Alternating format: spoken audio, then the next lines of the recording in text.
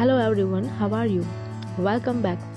Here I am presenting another 10 differences between DNA and RNA. This is part 2. I am Ujwala and welcome to our channel UM Science.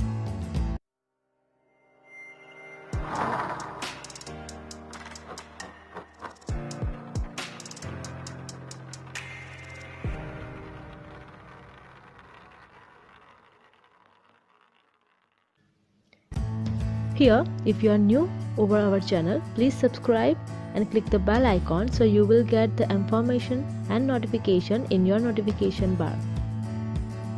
About the first difference, let us start. It is about the polymer length. As we all know, the structure of DNA, it comes from the chromosome. It arranged in a very particular and regular manner inside the chromosome. So DNA is much longer polymer than RNA. A chromosome, for example, is a single long DNA molecule, which would be several centimeters in length when unraveled. So it is not the small molecule. But what about the RNA? About the polymer length of RNA, the molecules are variable in length, but much shorter than long DNA polymer. A large RNA molecule might only be a few thousand base pair long. So, as compared to DNA, it is much more smaller. Now, number 2 of the difference. It is about leaving the nucleus. We all know that the nucleus material are present inside the nucleus. But if we talk about DNA, it cannot leave the nucleus. It remains there only for whole period of time.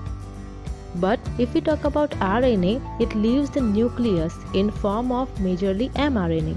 So it will code from DNA, convert into mRNA and then leave from the nucleus, and it will go into the cytoplasm where it carry on the process of synthesis of protein. Now number 3 of the difference. It is about the complementary forms. We all know that about the DNA, the complementary forms are mostly between two DNA strands. So they are very comparatively similar in their structure. But if we talk about the RNA, here the strand can form complementary structures with the strand of either DNA or maybe itself the RNA. But DNA can never make the structure with RNA. RNA can make it with DNA and itself also. About next difference, that is number 4. It is about the destruction and reuse.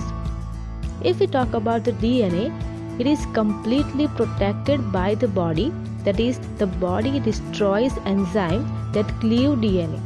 So it is very protective and safe inside our body.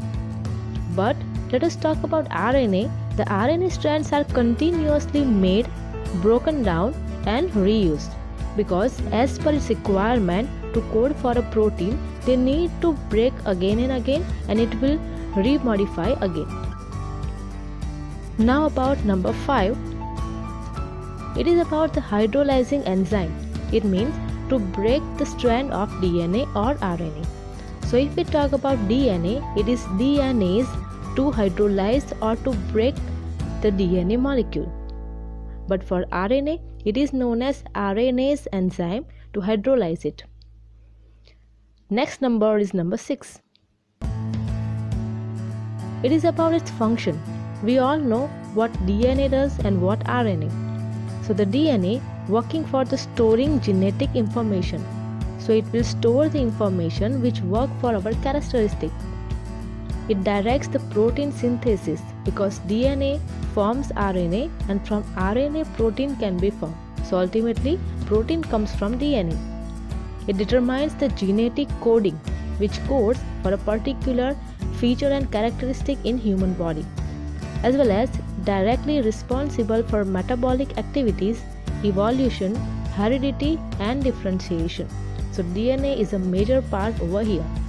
But if we talk about RNA, it transferring genetic information from the DNA to protein. So it is one mediator.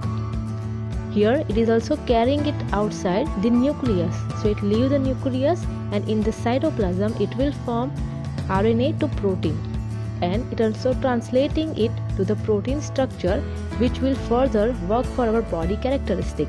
So this is how the function of DNA and RNA are totally different.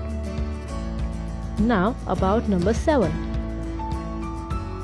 It is about the role as a genetic material.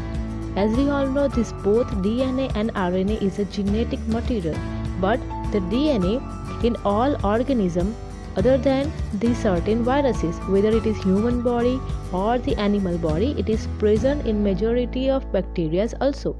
But the viruses are very rare, but it is generally present in some type of virus structure. So our new coronavirus also contain RNA, not the DNA. Now about number 8. It is about the versatility and usefulness. The DNA is more stable and holds more complex information for longer period of time. So it is present for longer time period and for too many years. But if we talk about RNA, it is more versatile than DNA, and it is capable of performing numerous diverse tasks in an organism. So here DNA is just coding for particular RNA code. It will give its information to RNA, and then RNA will code and work for the protein synthesis. So about the stability, both are versatile as well as usefulness is very different. Now about the number 9. It is about the stability. As the stability, it also concerned with the versatility. Due to its deoxyribose sugar, that is the pentose sugar in DNA, which contains one less oxygen in the hydroxy group, the DNA is a more stable molecule than RNA. Here the DNA is stable under alkaline condition. So we need to keep in mind that DNA is more stronger as well as more capable as well as stable as compared to RNA. But the RNA contains a ribose sugar, is more reactive than DNA and is not stable in alkaline condition. So the condition, the medium of alkaline is also differ for both the substance as well as the one less oxygen in deoxyribose, that is the DNA, makes it more stable as compared to RNA. Now the last number 10.